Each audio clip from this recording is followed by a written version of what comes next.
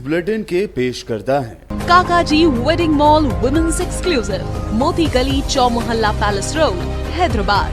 अस्सलाम वालेकुम, आदाब। मैं हूं खलील फरहाद और आप देख रहे हैं PPN चैनल का न्यूज बुलेटिन की शुरुआत करते हैं हेडलाइंस से। फरीज़े हज की अदायगी के लिए मुक़द्दस सफ़र पर तेलंगाना से आज़मीन का चौथा काफ़िला हुआ रवाना। वज़रा टी हरीश राव, टी श्रीनिवास यादव, हज कमेटी चेयरमैन मोहम्मद सलीम व दीगर ने दिखाई झंडी। रियासत में अचानक बढ़ने लगे केसेस तो तेलंगाना हेल्थ डायरेक्टर श्रीनिवास ने लोगों से की मास्क के इस्तेमाल की अपील। कहा, मौसम बदलने से बीमारियों में हो सकता है इजाफा, वैक्सीन लेने के लिए भी दिया जोर।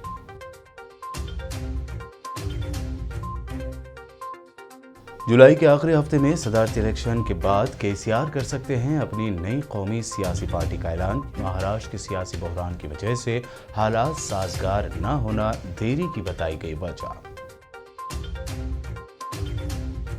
तेलंगाना में अगर फौरी हुए इंतखाबात तो TRS अपने दम पर बनाएगी हुकूमत। किसी पार्टी पर इन्हिसार करने की नहीं होगी जरूरत। प्रशांत किशोर का सर्वे में इंकशाफ। कांग्रेस बनेगी नंबर 2 पार्टी। BJP के इम्कानात इंतहाई कम। 2002 गुजरात फसादात में सुप्रीम कोर्ट की जानिब से PM मोदी को क्लीन चिट देने पर असदुद्दीन ओवैसी का आया रिएक्शन। फैसले पर जाहिर की हैरानी।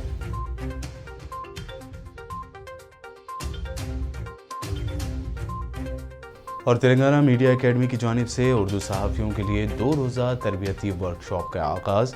शुरा व मेहमानान ख़ुसूसी ने उर्दू सहाफ़ियों की खदमात का किया एतराफ़। उर्दू ज़बान को बताया गया तहज़ीब का हिस्सा। ये थी हेडलाइंस। अब बढ़ते हैं खबरों की तफसील की जानिब। साल 2022 के लिए फरीज़े हज की अदायगी करने पूरी दुनिया से बंदगान तौहीद मुक़द्दस शहर मक्का मुकर्रमा व मदीना मुनव्वरा का रुख कर रहे हैं। रियासत तेलंगाना से भी आज़मीन के काफ़िलों की रवानगी का सिलसिला जारी है। आज भी हज हाउस से 377 आज़मीन पर मुश्तमिल चौथा काफ़िला लब्बैक अल्लाहुम्मा लब्बैक की सदाओं की गूंज में मक्कतुल मुकर्रमा के लिए रवाना हुआ। मुक़द्दस सफ़र हज पर जाने वाले आज़मीन के चौथे काफ़िले को रुखसत करने के लिए तेलंगाना के वज़रा टी हरीश राव, टी श्रीनिवास यादव, हज committee chairman Mohammed Salim, MLA M Gopinath व दीगर जिम्मेदारान मौके पर पहुंचे और काफ़िले को झंडी दिखाकर रवाना किया। तू खुदा से कितना करीब है, से कितना। ये मौका तफसीली गुफ्तगू का तो नहीं है, आप जमा हैं। ये इस्लाम का 5वां रुकन है और हज। भाई ऑटो निकालना है वो क्या वारंट। मुल्क भर में कोरोना के केसेस में इजाफा हो रहा है, ताहम रियासत तेलंगाना में कोरोना के केसेस में अचानक इजाफा देखा गया। तेलंगाना हेल्थ डायरेक्टर श्रीनिवास ने BPN चैनल से बात करते हुए कहा कि रियासत में मौसम बदल रहा है और ऐसे में कोरोना के केसेस में अचानक होने वाले इजाफे के बाद एहतियात बरतना ज़रूरी है। उन्होंने मास्क के इस्तेमाल और वैक्सीन लेने पर भी जोर दिया। देश में 2 हफ्ते से कोरोना केसेस थोड़ा बढ़ रहे हैं। अभी 17,000 केसेस आज रिपोर्ट हुआ। स्पेशली हमारा नेबरिंग स्टेट्स महाराष्ट्र केरला में केसेस ज़्यादा इंक्रीज़ हो रहे हैं। हर दिन 3,000 से 4,000 केसेस तक रिपोर्ट हो रहे हैं। हमारा तेलंगाना राज्य में एक हफ्ते पहले 30-35 केसेस रहते हर दिन।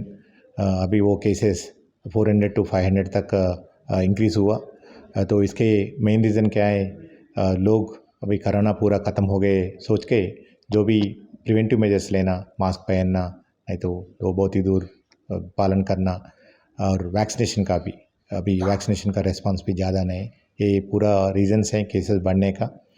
और ये फोर्थ जो भी सर्ज हम देख रहे हैं, केसेस इंक्रीज देख रहे हैं, ये तो फोर्थ वेव नहीं बन सकते, बट ये केसेस तो सर्ज थोड़ा आने वाला 6 से 8 वीक तक रहता हमारा तेलंगाना राज्य में। तो अपना अब यही सीज़न में सीजनल डिसीज़ भी आए। अभी कोविड का लक्षण जो भी है, अभी सीजनल डिसीज़ का भी वही लक्षण रहता है, स्पेशली डेंगू अर्बन एरियाज़ में और GHS में भी हर दिन डबल डिजिट में केसेस रिपोर्ट हो रहे हैं और इसका सिम्टम्स और वायरल फीवर का सिम्टम्स सेम रहता। तो इसके लिए लोग कभी भी सिम्टम्स कोविड का नहीं तो वायरल फीवर का डेंगू का सिम्टम्स दिखे तो आपका फैमिली मेम्बर से थोड़ा आइसोलेट हो जाइए, दूर रह लीजिए और नज़दीक प्राइमरी हेल्थ सेंटर जाके टेस्ट करवा लीजिए, उसका ट्रीटमेंट करवा लीजिए आप। और इसके साथ आप बाहर गए तो स्पेशली पब्लिक में आप आए तो मास्क पहनना बहुत ज़रूरी है। ये आने वाला 2 महीने तक आप मास्क पहन लीजिए और वैक्सीनेशन भी इम्पॉर्टेंट है। फर्स्ट डोज सेकंड डोज जो लोग ले लिए, अब 60 प्लस वाले को, बिकॉज 60 प्लस वाले को ऑलरेडी कोमॉर्बिडिटीज रहता और वल्नरेबल पॉपुलेशन में है, वो लोग को मेरा रिक्वेस्ट है आप बूस्टर डोज ले लीजिए गवर्नमेंट वैक्सीन सेंटर जाके। और अभी स्कूल्स भी हम ओपन करें बच्चे के लिए, अभी 12 साल से 17 साल बच्चे को हम वैक्सीनेशन दे रहे हैं पूरा मुफ्त में गवर्नमेंट वैक्सीन सेंटर्स में। इसका कुछ सोचने का ज़रूरत नहीं है, ये सेफ वैक्सीन है। आप बच्चे को वैक्सीनेशन देने के वजह से वो बच्चे ये वायरस को एक्सपोज नहीं होता और कुछ सिम्टम्स दिखे तो भी दूसरे बच्चे को इन्फेक्ट नहीं होता। तो इसके वजह से बच्चों को वैक्सीनेशन और 60 प्लस को वैक्सीनेशन देना बहुत ज़रूरत है। ये पूरा प्रिकॉशंस अपन लिए तो ये जो भी सर्ज अपन देख रहे हैं इसको दूसरा वेव बनाने में हम रोक सकते हैं। तेलंगाना के वज़ीर आला के चंद्रशेखर राव की कौमी सियासत के लिए सरगर्मियाँ तेज़ हो गई हैं। ऐसे में कयास लगाया जा रहा है कि मुल्क के नए सदर जमहूरिया के इंतखाबात के बाद वो अपनी नई नेशनल पार्टी यानी नई सियासी जमात का ऐलान करेंगे। बताया जा रहा है कि महाराष्ट्र में जारी सियासी बहरान और सदारती इलेक्शन KCR की नई नेशनल पार्टी के क़याम के ऐलान के लिए हालात साजगार नहीं हैं। तवक्को है कि KCR अपनी नई नेशनल पार्टी के क़याम के ऐलान की नई तारीख जुलाई के आखिरी हफ्ते में कर सकते हैं। इससे पहले वो 19 जून को ही अपनी नई पार्टी तश्कील करने का ऐलान करने वाले थे, ताहम उसको मुलतवी कर दिया गया था। इंतखाबी पॉलिसी साज प्रशांत किशोर की जानिब से कराए गए एक और सर्वे के मुताबिक तेलंगाना में TRS को मुसलसल तीसरी मरतबा कामयाबी हासिल होने की बात कही जा रही है। बता दें कि TRS सरबराह के चंद्रशेखर राव की जानिब से हुकूमत और अरकान असम्बली की कारकर्दगी और आइंदा इंतखाबात में पार्टी के मौक़िफ़ के मुताल्लिक़ सर्वे कराते हुए तजावीज़ पेश करने के लिए प्रशांत किशोर की खिदमात हासिल की गई हैं। प्रशांत किशोर ने सर्वे कराते हुए एक मुफस्सिल और जामे रिपोर्ट के चंद्रशेखर राव के हवाले कर दी है। सर्वे रिपोर्ट के मुताबिक अगर रियासत में फौरी इंतखाबात मुनक़्क़द कराए जाते हैं तो TRS की कामयाबी तय है। इस सर्वे रिपोर्ट के मुताबिक आइंदा इंतखाबात में TRS को किसी दूसरी जमात पर इन्हिसार करने की ज़रूरत नहीं रहेगी और TRS अपने बलबूते पर हुकूमत बनाने के लिए दरकार सीटों पर कामयाबी हासिल कर लेगी, जबकि कांग्रेस के मुजाहरे में हैरत अंगेज़ बेहतरी आएगी। हालांकि कांग्रेस दूसरे नंबर पर रहेगी। सर्वे रिपोर्ट में BJP के इम्कानात को बराए नाम ही जाहिर किया गया। प्रशांत किशोर की रिपोर्ट के मुताबिक BJP का असर सिर्फ 5 ता 8 हल्कों में ही दिखाई देगा। 2002 गुजरात फसादात में सुप्रीम कोर्ट की जानिब से PM मोदी को क्लीन चिट देने पर असदुद्दीन ओवैसी ने रद्दमल जाहिर करते हुए इस फैसले पर हैरानी जाहिर की। देखिए, हमारी पार्टी का रिएक्शन ये है, सुप्रीम कोर्ट इज़ सुप्रीम, हमारी लास्ट कोर्ट ऑफ अपील है और हमको उस जजमेंट के बारे में इतना हमको थोड़ा मुझे ताजुब भी हो रहा है कि सुप्रीम कोर्ट ने वो कोविड के बारे में ये कह दिया कि कोविड कैसे फैल गया। ज़रा मुझे वो समझ में नहीं आया।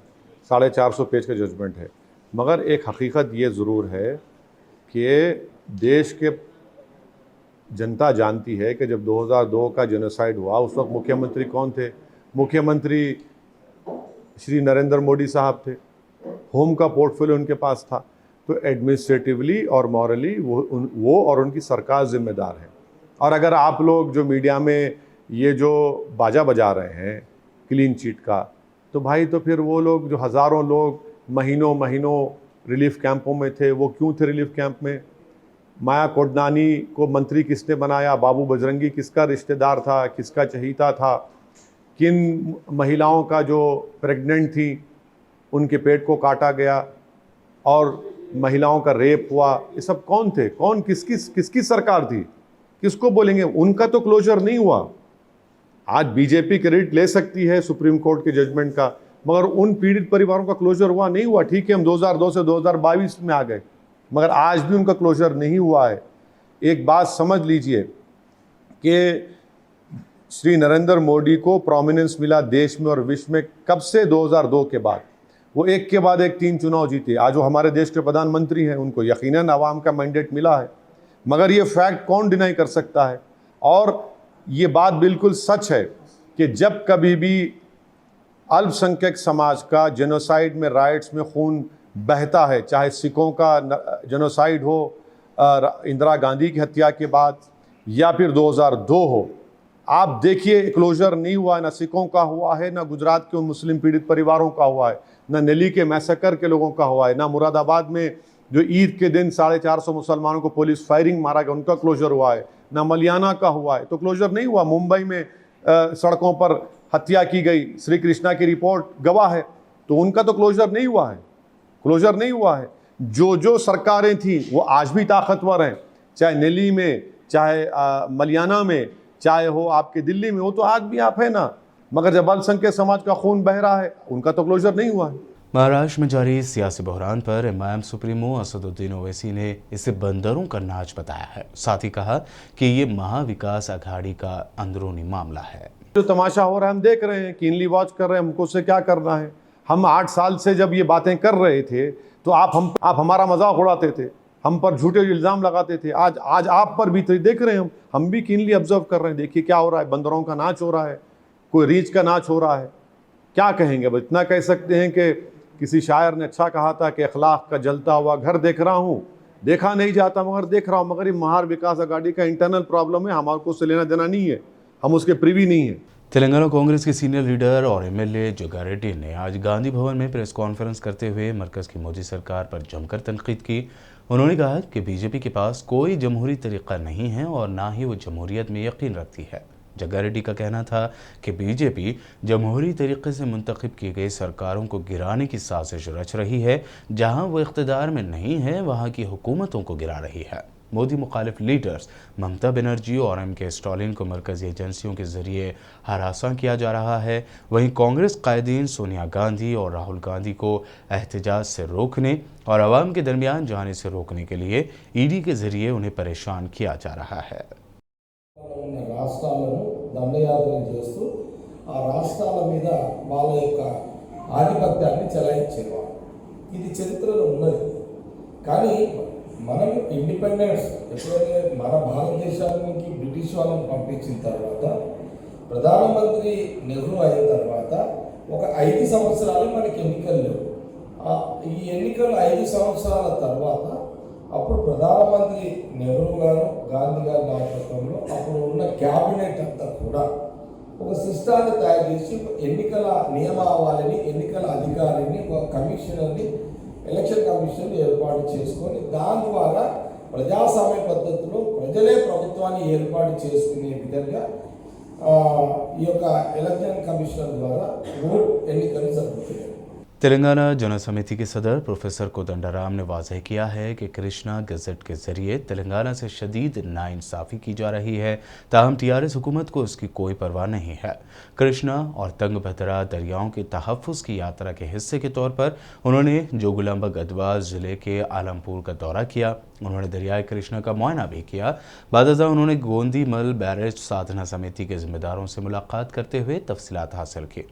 प्रोफेसर कोदंडाराम ने तंगभद्रा दरिया पर तामीर किए जाने वाले लिफ्ट इरिगेशन प्रोजेक्ट का भी मुआयना किया। इस मौके पर मीडिया से बात करते हुए प्रोफेसर कोदंडाराम ने कहा कि मरकज़ी हुकूमत ने एक गज़ट जारी किया है जिसके मुताबिक तेलंगाना के तमाम प्रोजेक्ट्स मरकज़ के तहत आ गए हैं। मरकज़ की मोदी हुकूमत ने इजाज़त के बगैर शुरू करदा प्रोजेक्ट्स को रोक दिया है। रियासत तेलंगाना को दरियाए कृष्णा से उसके हिस्से का पानी नहीं मिल रहा है। उन्होंने इस गज़ट को कैंसिल करने का मुतालबा किया। मोदी हुकूमत की अग्निपथ स्कीम के खिलाफ सिकंदराबाद रेलवे स्टेशन में पुरतशद्दुद एहतजाज के मामले में गिरफ्तार साइड डिफेंस एकेडमी के मालिक सुब्बाराव को रिमांड कर दिया गया है। पुलिस ने सुब्बाराव को अदालत में पेश किया, जिसके बाद फाजिल जज ने मुलजिम को रिमांड पर भेज दिया। पुलिस ने इस सिलसिले में 8 अफराद को गिरफ्तार किया है। ताहम मजीद 8 अफराद फरार बताए गए हैं जिनकी पुलिस तलाश कर रही है। तांडूर पुलिस के लिए अगले 48 घंटे चैलेंजिंग बने हुए हैं, क्योंकि विकाराबाद ज़िले के तांडूर टाउन के शिवाजी चौक इलाके के साकिन सत्यमूर्ति की 36 साला बीवी अन्नपूर्णा पिछले 6 मार्च से अचानक अपने मकान से लापता हो गई, जिसका कोई सुराग अभी तक नहीं मिल पाया है। और अब सत्यमूर्ति ने तांडूर पुलिस को 48 घंटों की मोहलत देते हुए धमकी दी है कि अगर पुलिस उसकी बीवी का सुराग लगाने में नाकाम हो जाती है तो फिर 48 घंटों बाद वो अपनी दोनों बेटियों के साथ इज्तिमाई खुदकुशी कर लेगा और उनकी नाशों का लोकेशन पुलिस को भेजा जाएगा। बाप और बेटियों के इस बयान पर मुश्तमिल वीडियो सोशल मीडिया पर हलचल मचा रहा है। इस वीडियो में दोनों लड़कियां कह रही हैं कि उनका अपनी मां अन्नपूर्णा के बगैर ज़िंदगी गुजारना मुश्किल है। 3 महीनों से वो उस उम्मीद में ज़िंदा हैं कि उनकी मां लौट आएगी, लेकिन अब यह उम्मीद ख़त्म हो गई है। इन दोनों लड़कियों ने मुतालबा किया कि पुलिस और हुकूमत उनकी मां को तलाश करके उनके हवाले करे, वरना उनका अपनी मां के बगैर ज़िंदा रहना मुश्किल है। वहीं इस वायरल वीडियो में शोहर सत्यमूर्ति ने इल्ज़ाम आयद किया कि उनकी बीवी के लापता होने में चंद बड़े लोगों का हाथ है और उसके पीछे बहुत बड़ी साजिश है। ఎంక్వైరీ తొందరగా చేసి 48 గంటల్లో ఈ కేసును ట్రేస్ అవుట్ చేస్తే మమ్మల్ని ప్రాణాలతో చూస్తారు,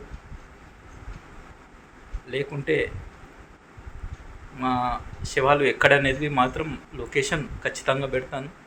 దయచేసి ఈ కేసును నా గురించి చూడకుండా ఖచ్చితంగా నేను ఏదైతే చెప్పానో సీసీ ఫుటేజ్లు కానీ టవర్ డంప్ కానీ ఇలా దీని వెనుక అది చెక్ చేస్తే, నా వెనుక పడకుండా అది చెక్ చేస్తే ఖచ్చితంగా ఈ కేసు ట్రేస్ అవుట్ అవుతుంది.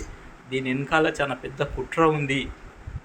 అది మరీ ఎందుకు చెప్తా ఉన్నా అంటే చాలా పెద్దవాళ్ళు ఉన్నారు దీని వెనకాల. ఈ కేసు ఇన్వెస్టిగేషన్ చేస్తే అది మీకు అర్థమవుతుంది. అందుకే ఇది ప్రభుత్వానికి, పోలీస్ వారికి అప్పచెప్తున్నా. बुलेटिन में खबरों का सिलसिला लगातार यूं ही जारी रहेगा। फिलहाल रुकते हैं एक छोटे से ब्रेक के लिए।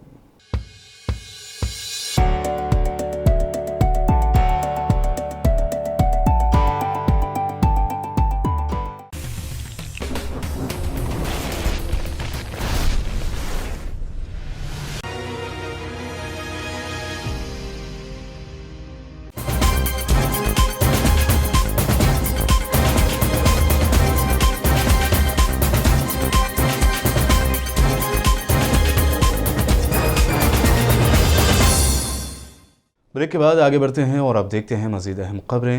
उर्दू सहाफ़त के 200 साल की तकमील की खुशी में तश्कील तेलंगाना के बाद पहली मरतबा तेलंगाना मीडिया एकेडमी की जानिब से उर्दू सहाफ़ियों के लिए 2 रोज़ा तरबियती वर्कशॉप का उर्दू मस्कन हॉल हैदराबाद में शानदार आगाज़ हुआ। आज पहले ही दिन सहाफ़ियों की कसीर तादाद ने इस वर्कशॉप में शिरकत करते हुए इस्तिफ़ादा किया। इस इजलास की सदारत मीडिया एकेडमी के चेयरमैन अल्लम नारायणा ने की, जबकि मेहमानान एजाज़ी के तौर पर रुकन कानून साज कौंसिल सैयद अमीनुल हसन जाफरी, रुकन assembly Mumtaz Ahmed Khan, corporators Mustafa Ali Muzaffar, Mohammed Ghouse, Telangana Urdu working journalist के सदर Maruti Sagar, Telangana Urdu working journalist federation के सदर MM Majid, electronic media association के सदर Mohammed Ismail, media academy secretary Venkateshwar Rao और दीगर शरीक थे। उनके अलावा TUWJF के general secretary Syed Ghouse Mohiuddin, joint secretary Habib Ali Al Jilani, organising secretary Mohammad Amjad Ali, TUWJF Hyderabad district convener और BBN चैनल के न्यूज़ एडिटर व एंकर MM मोहसिन भी इस मौके पर मौजूद थे। इस वर्कशॉप में मीडिया एकेडमी के चेयरमैन अल्लम नारायण ने उर्दू ज़ुबान की अहमियत व अफादियत बयान करते हुए कहा कि उर्दू ज़ुबान सिर्फ मुसलमानों की ज़ुबान नहीं, बल्कि यह हमारी तहज़ीब का हिस्सा है। दक्कनी उर्दू हैदराबाद का फ़ख्र है। रियासत तेलंगाना के वज़ीर दाखिला मोहम्मद महमूद अली ने इस मौके पर शिरकत करते हुए उर्दू ज़ुबान के तहफ़्फ़ुज़ व बक़ा में उर्दू सहाफ़ियों के रोल को गैर मामूली और नाकाबिल फ़रामोश करार दिया। उन्होंने कहा कि उर्दू सहाफ़ियों की खिदमत को फरामोश नहीं किया जा सकता। एकेडमी के चेयरमैन अल्लम नारायण साहब, हमारे मुकामी MLA अर्दिल अजीज़ मुमताज़ अहमद खान साहब, हमारे MLC जाफरी साहब और बहुत से सहाफ़ियों ने शिरकत की। माजिद साहब ने लीड लिया। यकीनन उर्दू ज़बान हमारी हिंदुस्तान की ज़बान है और इस तेलंगाना स्टेट में उर्दू ज़बान ने बहुत तरक्की की। हमारे पास साबिका दौर में उर्दू यूनिवर्सिटी थी जिसका नाम उस्मानिया यूनिवर्सिटी था, जिसमें हमारे हिंदू भाई भी वहाँ पढ़ा करते थे। और हम चाहते हैं कि उर्दू ज़बान हमेशा तरक्की करती रहे। हमारे ऑनरेबल सीएम साहब ने उर्दू ज़बान को सारे तेलंगाना के 33 डिस्ट्रिक्ट में सेकेंड लैंग्वेज का दर्जा दिया और उर्दू के लिए उर्दू ऑफिसर्स का अपॉइंट किया। जब से 1956 में जब आंध्रा में मिलने के बाद हमारी उर्दू ज़बान के साथ बड़ी नाइंसाफ़ी हुई, मगर हमें उम्मीद है आने वाले टाइम पर ज़रूर उर्दू ज़बान, क्योंकि उर्दू ज़बान एम्प्लॉयमेंट की ज़बान नहीं रही, ज़माना बदल चुका है। मैं उर्दू ज़बान हमारी अपनी मादरी ज़बान है, उसे क़ायम करने के लिए हम तमाम भाइयों से अपील करते हैं, मुस्लिम भाइयों से अपील करते हैं कि अपने बच्चों को उर्दू ज़रूर सिखाइए। आप ज़रूर अंग्रेज़ी सिखाइए और कोई लैंग्वेज ज़रूर सिखाइए, ऐसी बात नहीं है, बस उर्दू ज़बान को नज़रअंदाज मत कीजिए। उर्दू ज़बान हमारी मादरी ज़बान है, हम उर्दू ज़बान की हिफाजत करना चाहिए और हुकूमत भी इस सिलसिले में कड़े इक़दाम लेते हुए उर्दू ज़बान की हिफाजत करेगी। और उर्दू अखबार चूँकि आज से 200 साल पहले उर्दू अखबार शुरू हुआ था, आज 200 साल जश्न मनाया जा रहा है और कंटिन्यू जश्न एक दिन नहीं रहेगा। ये 2 दिन की ट्रेनिंग क्लासेस है और बहुत से डिस्ट्रिक्ट से उर्दू सहाफ़ी आए, मैं सबका शुक्रिया अदा करता हूँ। और इस प्रोग्राम कामयाब होने पर तमाम हमारे जो कायदीन यहाँ पर आए उनका भी शुक्रिया अदा करता हूँ और मीडिया भाइयों से भी शुक्रिया अदा करते हुए गुजारिश करता हूँ कि पहले आप अपनी ज़बान की तरफ जानने के लिए सबसे अपील कीजिए। लोग ज़रूर अंग्रेज़ी मीडियम में बच्चों को पढ़ाते हैं, मगर ऐसे स्कूल में बच्चों को दाखिला दिलाइए अंग्रेज़ी मीडियम में जहाँ उर्दू भी पढ़ाई जाती है। सीएम साहब ने ख़ास तौर से रेजिडेंशियल स्कूल में आज 1,14,000 मुस्लिम बच्चे पढ़ते हैं करीब, तो उसमें जो है उन बच्चों को उर्दू और अरबी सिखाई जाती है। तो मैं अपील करना चाहता हूँ पेरेंट्स से, उर्दू ज़बान की हिफाजत चाहते हैं तो अपने बच्चों को उर्दू ज़बान ज़रूर सिखाइए, क्योंकि बोलचाल की ज़बान तो बहुत से लोग जानते हैं, हमारे हिंदू भाई भी बहुत जानते हैं, 95% ज़्यादा लोग उर्दू अच्छी तरह जानते हैं बातचीत कर। और उर्दू ज़बान बातचीत करने से नहीं रहती, उर्दू ज़बान में लिखना पढ़ना भी आना चाहिए। उसके लिए अपने बच्चों को उर्दू सिखाइए, हुकूमत हमेशा आपके साथ है। और सीएम साहब ने ख़ास तौर से इस मरतबा जॉब्स में ग्रुप 1, ग्रुप 2, ग्रुप 3, ग्रुप 4 में उर्दू में लिखने का मौका दिया है। इसमें ज़्यादा से ज़्यादा उर्दूदान लोगों को जॉब मिल सकते हैं, उसके लिए मैं सीएम साहब का शुक्रिया अदा करता हूँ। यकीनन उर्दू के 200 साल जश्न आगे भी मनाया जाएगा, अच्छे पैमाने पर मनाया जाएगा। बहुत से साथियों ने डिमांड किया कि डिस्ट्रिक्टों में प्रोग्राम रखे ज़रूर रखा जाएगा, जहाँ पर बहुत सी आबादी ज़्यादा हमारे मुस्लिम भाइयों की है, तो वहाँ ज़रूर उर्दू के कॉन्फ्रेंस रखा जाएगा और वहाँ पर भी। एक ऐसे वक्त जब उर्दू ज़ुबान को साजिश के तहत ख़त्म करने की कोशिश की जा रही है, ऐसे वक्त में रियासत तेलंगाना में उर्दू ज़ुबान की तरक्की व तरवीज की हर मुमकिन कोशिश की जा रही है। ये कहना है रियासत के वज़ीर दाखिला मोहम्मद महमूद अली का। आइए जानते हैं उर्दू को लेकर होम मिनिस्टर मोहम्मद अली का मज़ीद क्या कहना है। 280 जॉब्स प्रोवाइड किए हैं, उसमें ग्रुप 1, ग्रुप 2, ग्रुप 3, ग्रुप 4 में आपको उर्दू में लिखने का मौका दिया गया। हमारे ऑफिसर्स बैठकर, जितने हमारे 66 ऑफिसर थे उर्दू ऑफिसर्स, उन्होंने बैठकर पूरे किताबों का ट्रांसफ़र उर्दू में किया है और वो बुक जो है छपने के लिए गए। मैं समझता हूँ 2-4 दिन में वो किताबें छपकर मार्केट में आ जाएंगे। तो जो लोग उर्दूदा हैं, जो दीनी मदरसों से तालीम हासिल करते हैं, उर्दू में अच्छी तरीके से परफेक्ट है, वो उर्दू में अपने क्वेश्चन और आंसर लिख सकते हैं। तो क्वेश्चन में जो भी उर्दू में क्वेश्चन आएंगे उसका उर्दू में ही आंसर लिख सकते हैं, जिसमें हमें जवाब मिलने का मौका है, जो उर्दू जानने वालों के लिए। ये भी उर्दू जानने वालों के लिए एक बहुत बड़ा मौका है। हम कई हिंदुस्तान के कई स्टेट से कहीं पर भी आप उर्दू में नहीं लिख सकते सिवाय तेलंगाना के। तो तेलंगाना स्टेट में हमारे चीफ मिनिस्टर साहब ने ख़ासतौर से उर्दू ज़बान को तरक्की देने की ठान ली है। ज़रूर उर्दू तरक्की करेगी। और हमारी जो एकेडमी है, ये एकेडमी के जो सदर अलम नारायण साहब है, किसी ज़बान के सदर नहीं है, पूरे ज़बानों के सदर है। मैं उर्दू ख़ास तौर से प्रेस रिपोर्टर से गुजारिश करता हूँ, आप इनसे मिलिए, हुकूमत से जो मराहत है वो ज़रूर हासिल कीजिए। जिस तरह अभी कहने पर परसों मैं फ़ोन करते ही इमीडिएट उन्होंने कहा कि आप बेफिक्र रहिए, मैं ज़रूर सपोर्ट करूँगा। आज 1 लाख का चेक दिया गया। तो मैं तमाम उर्दू साफ़ियों से गुजारिश करता हूँ, आप ये एकेडमी से रब्ज़त में रहिए। माजिद साहब भी यहाँ पर है और भी दूसरे लोग यहाँ मौजूद हैं, उन तमाम को ये गुजारिश करता हूँ कि आप ये एकेडमी से आपका रब्ज़त रखिए। वहाँ तमाम जर्नलिस्टों के लिए आज जो 42 करोड़ रुपये फिक्स डिपॉजिट है उसकी भी इनकम आती है। सीएम साहब भी हर साल 1 करोड़ रुपये देते हैं ताकि हमारे सहाफ़ियों को किसी तरीके से कोई परेशानी आए तो मदद हो। यकीनन उर्दू फिर भी हैदराबाद के अंदर सहाफ़त में उर्दू बहुत अच्छी है। हमारे पास बड़े बड़े अखबार हैं, यहाँ से निकलते हैं। मैं समझता हूँ हिंदुस्तान में सबसे अच्छे अखबार निकलते हैं तो हमारे हैदराबाद से निकलते हैं, इस स्टेट से निकलते हैं। तेलंगाना मीडिया अकेडमी के ज़ेर एहतमाम उर्दू सहाफ़ियों के लिए मुनक़्क़द किए गए तरबियती वर्कशॉप में होम मिनिस्टर महमूद अली ने सहाफ़ियों के मुख्तलिफ सवालात के जवाब दिए। वहीं उन्होंने एक्रेडिटेशन कार्ड, टूल गेट पर सहाफ़ियों की गाड़ियों को रियायत व दीगर मराहत देने पर गौर करने की भी बात कही। गवर्नमेंट और R&B मिनिस्टर के तरफ से ऐलान किए गए जर्नलिस्ट को टूल गेट पे फ्री दिया जाएगा व्हीकल पास, उसके बावजूद क्योंकि आज तक इम्प्लीमेंट नहीं है। आप लोगों के नॉलेज में इसलिए ला रहा हूँ क्योंकि KCR साहब के बहुत करीबी जाने जाते हैं, तो स्टेट गवर्नमेंट के तरफ से क्योंकि जर्नलिस्ट के लिए टूल गेट पे जो पैसा लिया जा रहा गाड़ियों को फ्री पास कर दिया तो मेहरबानी बस टूल गेट का, क्योंकि सहाफ़ी बार बार आते जाते रहते हैं, उसके ऊपर गौर करते हुए नुमाइंदगी की जाएगी। अलहाज मोहम्मद मुजफ्फर अली साहब जो इस वक्त तमाम लोग यहाँ पे एडिटर बैठे हैं, छोटे अखबारात के एडिटर्स को जो साबिक़ा लिस्ट होती थी जो साबिक़ा हुकूमत में, वो बिल्कुल 200 आदमी थे साहब, वो उसमें से बिल्कुल निकाल दिए उसको। एक्रेडिटेशन कार्ड में हो, सरकारी इश्तेहारात हो लो, तो ये इश्तेहार वगैरह भी नहीं मिल रहा। तो कई अखबारात उर्दू को बंद हो चुके हैं और कई अखबारात तो बिल्कुल मुख्तसर निकाल रहे हैं।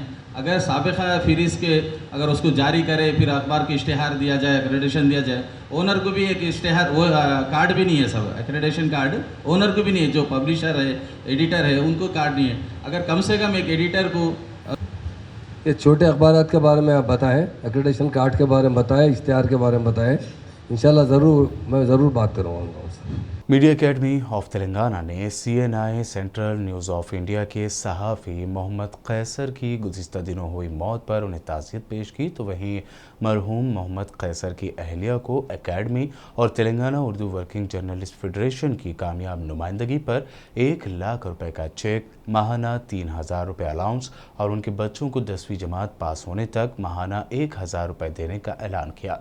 इस मौके पर मरहूम सहाफ़ी मोहम्मद कैसर की अहलिया को 1 लाख रुपए का चेक हवाले किया गया। बांसवाड़ा हल्के के जलपल्ली, थुरुमालापुर और लिंगापुर गनाराम गांव के कोटागिरी मंडल सेंट्रल में आज कांग्रेस कायद बलराज ने आवाम के दरमियान जाकर उनसे मुलाकात की और उन्हें बताया कि रोज़गार गारंटी कार्ड वाले हर ख़ानदान को 12,000 रुपये जमा किए जाएंगे। इसके अलावा उन्होंने वादा किया कि अगर कांग्रेस पार्टी इक़्तिदार में आती है तो वह गरीबों के लिए घर बनाएगी। जिनके पास पेंशन नहीं है उन्हें पेंशन के साथ साथ 2,500 तक इमदादी रकम भी दी जाएगी। इसके अलावा एक ही बार में 2 लाख का कर्ज माफ़ किया जाएगा। निज़ामपेट म्यूनसिपल कॉरपोरेशन के कुतबुल्लापुर हल्के में एक हादसे में अपने दोनों पैर और हाथ खो देने वाले नवीन कुमार और रवि की मदद के लिए MLA कुतबुल्लापुर KP विवेकानंद आगे आए हैं। उन्होंने इन मजदूर मुतासर अफराद से मुलाकात करते हुए उन्हें फ़ीकस 3,84,000 रुपये का एक्स ग्रेशिया फराहम किया। इस मौके पर उन्होंने हर एक को गरीबों की मदद करने और ख़ासकर अहले खैर हज़रात से मुतासरीन की मदद के लिए आगे आने की बात कही। आदिलाबाद रुकन असम्बली जोगू रमना ने आज वार्ड नंबर 29 में म्यूनसिपल चेयरमैन जोगू प्रेमेंदर और वाइस चेयरमैन ज़हीर रमज़ानी और पार्टी कायदीन के हमरा मुख्तलिफ तरक्याती कामों का संग बुनियाद रखा। वार्ड नंबर 29 भोकलगुड़ा में सवारी बंगले की तामीर के लिए संग बुनियाद रखा और इस कामों का आगाज़ किया गया। इसके बाद उन्होंने वार्ड का दौरा करते हुए आवाम से मुलाकात की और हालात से वाक़फियत हासिल की। उन्होंने ओहदेदारों को अवामी सहूलियात फराहम करने की हिदायत भी दी। बादअज़ां मीडिया से बात करते हुए जोगू रमना ने मरकज़ की BJP हुकूमत को शदीद तनक़ीद का निशाना बनाते हुए कहा कि मरकज़ी हुकूमत अवामी मसाइल की यकसोई में अक्सर नाकाम हो चुकी है। తెలంగాణ రాష్ట్రం రాకముందు ఏముండే మనం చూసినాం, ఒక 70 రూపాయల పెన్షన్ ఇచ్చిండు, ఒక 200 రూపాయల పెన్షన్ ఇచ్చిండు. ఇయ్యాల KCR గారు వచ్చిన తర్వాత భారతదేశంలో ఎక్కడా లేని విధంగా 2016 పెన్షన్ 3016 పెన్షన్ ఇస్తున్నాం. ఇయ్యాల 2016లో పెన్షన్లో కేంద్ర ప్రభుత్వం నరేంద్ర మోడీది ఒక్క రూపాయి లేదు. అందుకొరకే BJP నాయకులు చాలా మంది చెప్తున్నారు, నిన్న కొంతమంది రైతు బజార్కు వచ్చి చెప్పిండ్రు. आदिलाबाद MLA जोगू रमना ने म्यूनसिपल चेयरमैन जोगू प्रेमेंदर के साथ ज़िला मरकज़ के न्यू डॉइट कॉलेज में म्यूनसिपलिटी की जानिब से कायम की गई मिनी लाइब्रेरी का इफ्तिताह किया। उन्होंने मिनी लाइब्रेरी में दस्तियाब किताबों की तफसीलात दरियाफ्त की। इस मौके पर जोगर रमना ने मशवरा दिया कि मुसाबकती इम्तहानात की तैयारी करने वाले उम्मीदवारों को मौक़े का फ़ायदा उठाना चाहिए और मतलूबा हदफ हासिल करना चाहिए। इस इफ्तिताही तकरीब में municipal commissioner Shailaja, vice chairman Zaheer Ramzani, councillor Ashok और प्रकाश, लीडरान एम प्रहलाद, मोहम्मद यूनुस अकबानी और दिगर मौजूद थे। इस मौके पर MLA जोगर रमना ने कहा कि म्यूनसिपलिटी की जानिब से 8 लाख रुपए की लागत से 4 मिनी लाइब्रेरियां कायम की जा रही हैं, क्योंकि उम्मीदवारों को मुश्किलात का सामना करना पड़ रहा है, क्योंकि शहर में सिर्फ एक ही मरकजी लाइब्रेरी है। స్టడీ బ్యాగ్స్ కొరకు 8 లక్షల రూపాయలు మున్సిపాలిటీ నుంచి మనం ఖర్చు చేస్తూ ఉన్నాం. అందుకొరకే దయచేసి మీరందరూ బాగా చదువుకోవాలని చెప్పి ఒక ప్రభుత్వ ఉద్యోగమే ఉద్యోగం కాదు, మీ మైండ్ సెట్ కూడా ప్రభుత్వ ఉద్యోగమే ఉద్యోగం అనుకోవద్దు. ప్రైవేట్లో కూడా ఇలా అనేక ఉద్యోగాలు కూడా మనకు అవకాశాలు వస్తాయి. కాబట్టి మీరు ప్రిపేర్ అయ్యండి, అన్ని రకాల మీరు నాలెడ్జ్ని సంపాదించుకుంటే ఈరోజు మన రాష్ట్రంలో అనేక ఇండస్ట్రీస్ కూడా తీసుకురావడం జరుగుతుంది. ఇవాళ తెలంగాణ రాష్ట్ర ప్రభుత్వం వచ్చిన తర్వాత కనీసం ఒక 1900 పరిశ్రమలు పెట్టడం జరిగింది. 1900 పరిశ్రమలో ఇప్పటికే మనం ఒక 16 లక్షల మందికి ఉద్యోగాలు కూడా ఇచ్చినటువంటి విషయాన్ని కూడా మీకు మనవి చేస్తూ ఉన్నాం. అంటే ఈరోజు ఈ కాంపిటీషన్ పోటీ తత్వంలో ఈ పోటీ పరీక్షలో కూడా చాలామంది మరి ఈరోజు ఈ అవకాశాన్ని సద్వినియోగం చేసుకుంటా ఉన్నారు.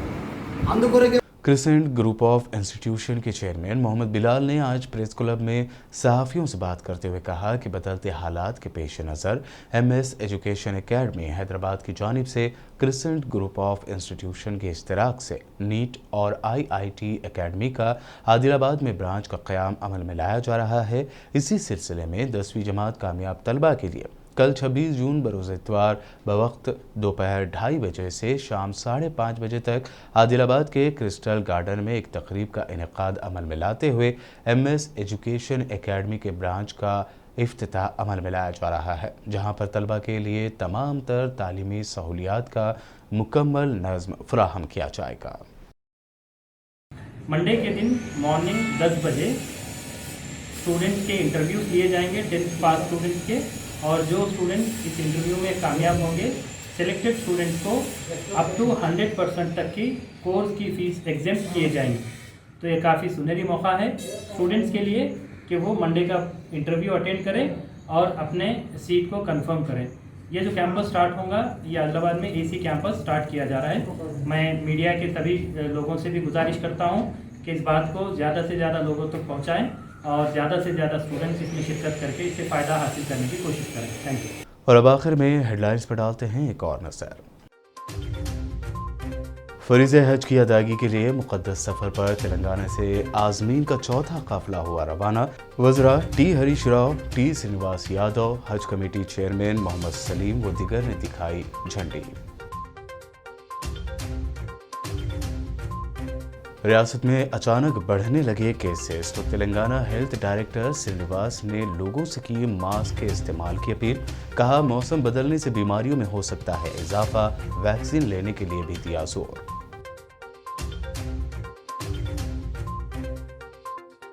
जुलाई के आखिरी हफ्ते में सदारती इलेक्शन के बाद KCR कर सकते हैं अपनी नई कौमी सियासी पार्टी का ऐलान। महाराष्ट्र के सियासी बहरान की वजह से हालात साजगार न होना देरी की बताई गई वजह। तेलंगाना में अगर फौरी हुए इंतखाबात तो TRS अपने दम पर बनाएगी हुकूमत, किसी पार्टी पर इन्हिसार करने की नहीं होगी ज़रूरत। प्रशांत किशोर का सर्वे में इंकशाफ, कांग्रेस बनेगी नंबर 2 पार्टी, BJP के इम्कानात इंतहाई कम।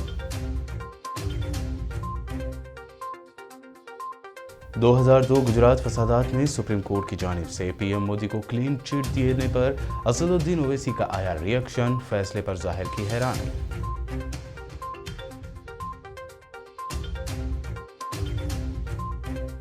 और तेलंगाना मीडिया एकेडमी की जानिब से उर्दू सहाफ़ियों के लिए 2 रोज़ा तरबियती वर्कशॉप का आगाज़।